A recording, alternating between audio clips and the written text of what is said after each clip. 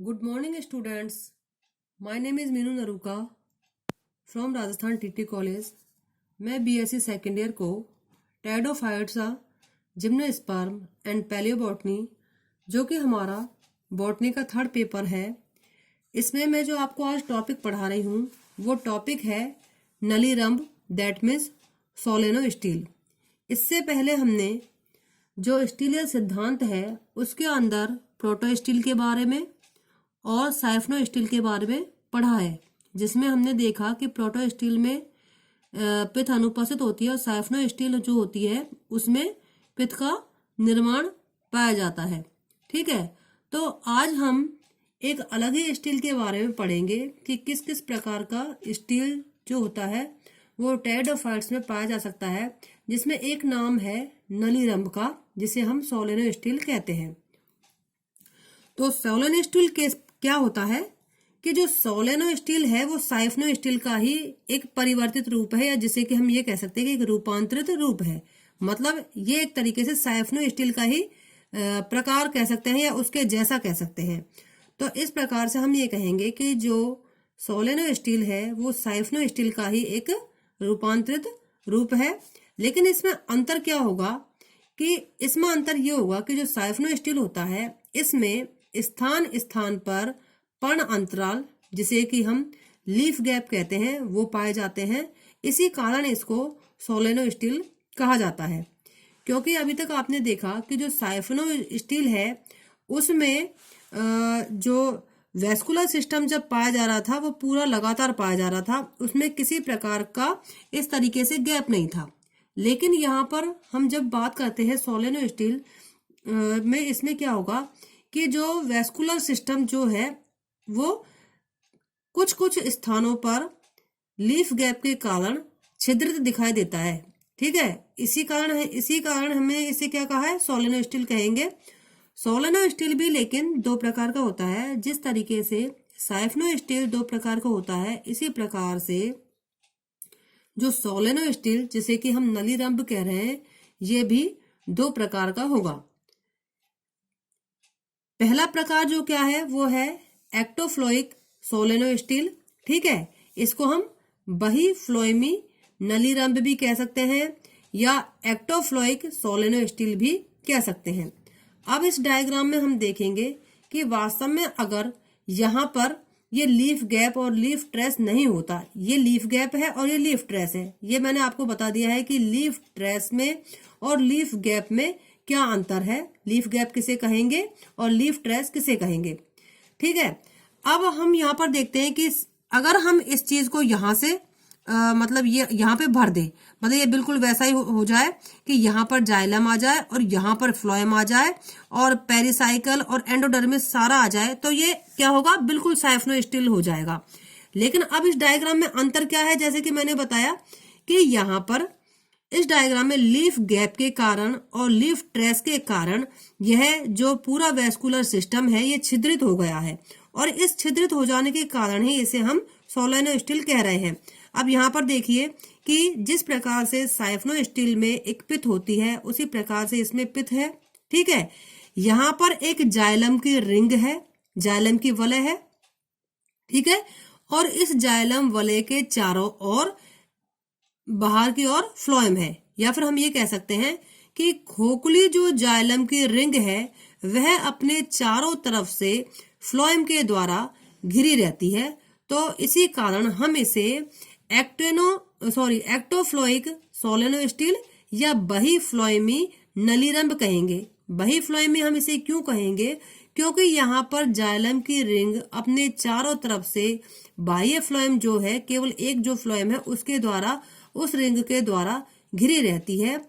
इसी कारण इसे हम एक्टोफ्लोइक सोलेनो स्टील या बही फ्लोएमी नलीरंभ कहेंगे। इसके अलावा इसमें आप देख ही रहे हैं कि यहाँ पर लीफ ट्रेस भी उपस्थित है, दैट मीन्स पर्ण अनुपथ जिसे हम कहते हैं वह भी उपस्थित है, और लीफ गैप दैट मीन्स जो पर्ण अंतराल होता है वह भी उपस्थित है। और यहाँ पर पेरिसाइकल, एंडोडर्मिस और कॉर्टेक्स वाली स्थिति भी यहाँ पर है, जैसे कि तने में देखने को मिलती है। तो इस प्रकार से जो सोलेनो स्टील का एक रूप तो हो गया कौन सा, एक्टोफ्लोइक सोलेनो स्टील, मतलब बहीफ्लोएमी। बहीफ्लोएमी से हम यही समझेंगे कि फ्लोएम बाहर की ओर है। दूसरा जो प्रकार होता है उसको हम कहेंगे एम्फीफ्लोइक सोलेनो स्टील या उभय फ्लोएमी नलीरंभ। ठीक है, हिंदी में हम इसे उभय फ्लोएमी नलीरंभ कहेंगे। अब यहाँ पर क्योंकि उभय फ्लोएमी, यहाँ पर उभय जाइलम ही नहीं आ रहा है, यहाँ पर उभय फ्लोएमी आ रहा है।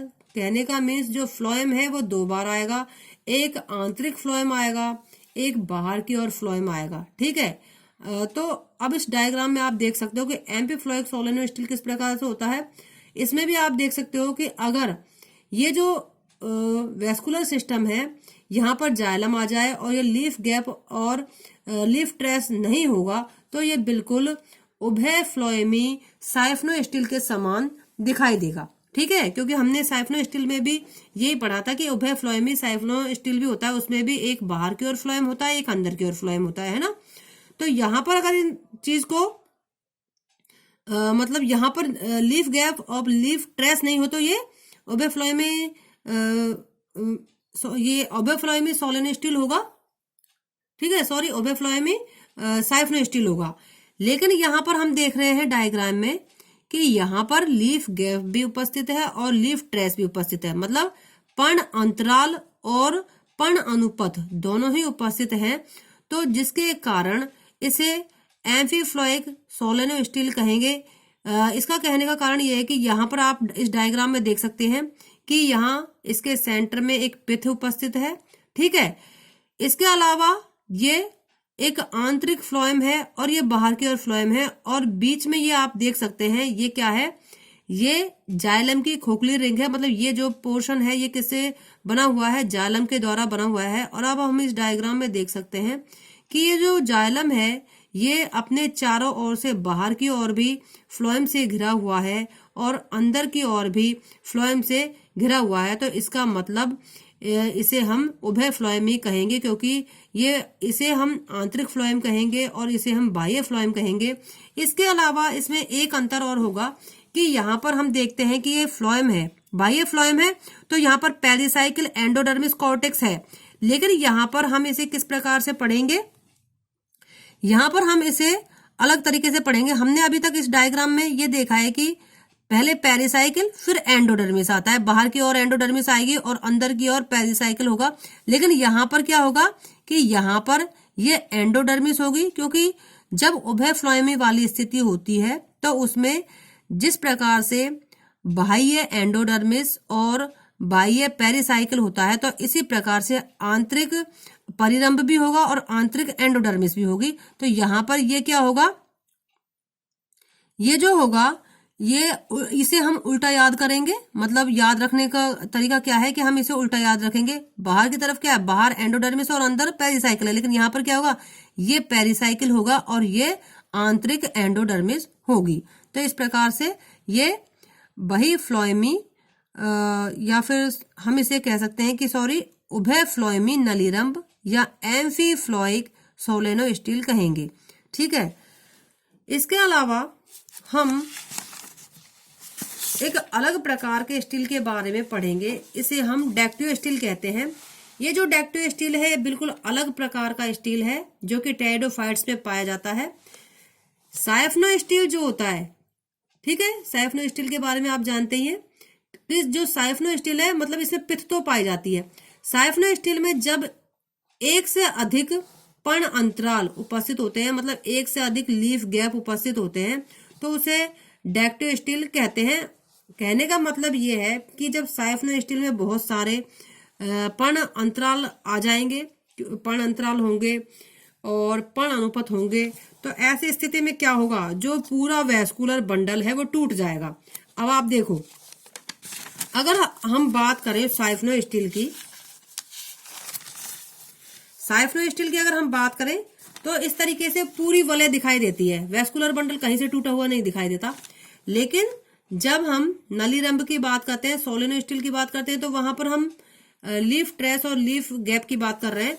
तो इसी तरह डैक्टियो स्टील में क्या होगा कि वहां पर एक से अधिक लीफ गैप और एक से अधिक लीफ ट्रेस हो जाएंगे। तो ऐसी स्थिति में क्या होगा, पूरा वैस्कुलर सिस्टम टूट जाएगा, जगह जगह पर टूट जाएगा। अब हम इस डायग्राम में इसको देख सकते हैं कि जगह जगह पर लीफ गैप के कारण जो वैस्कुलर सिस्टम होगा वो टूट जाएगा, ठीक है। अर्थात साइफनो स्टील टूटकर अलग अलग संवहन भाग, वैस्कुलर सिस्टम भी कह सकते हैं इसको, यह संवहन पूलों में बट जाता है, जिसके केंद्र में मज्जा उपस्थित होती है और प्रत्येक संवहन भाग मेरिस्टील कहलाता है। मेरिस्टील आपके लिए ऑब्जेक्टिव टाइप जो प्रश्न होते हैं उनमें आ सकता है, आपसे पूछा जा सकता है कि मेरिस्टील क्या किसे कहते हैं। तो आपको यहाँ पर कंफ्यूज नहीं होना है, क्योंकि यहाँ पर ये जो मेरिस्टील है ये किसी स्टील का प्रकार नहीं है, बल्कि डेक्टो स्टील के अंदर मेरिस्टील का निर्माण होता है, ठीक है। ये जो संवहन भाग होगा, अलग अलग संवहन भाग होगा, इसे हम क्या कहेंगे, मेरिस्टील कहेंगे। और ये मेरिस्टील किस प्रकार का होगा, प्रोटो स्टील प्रकार का होगा।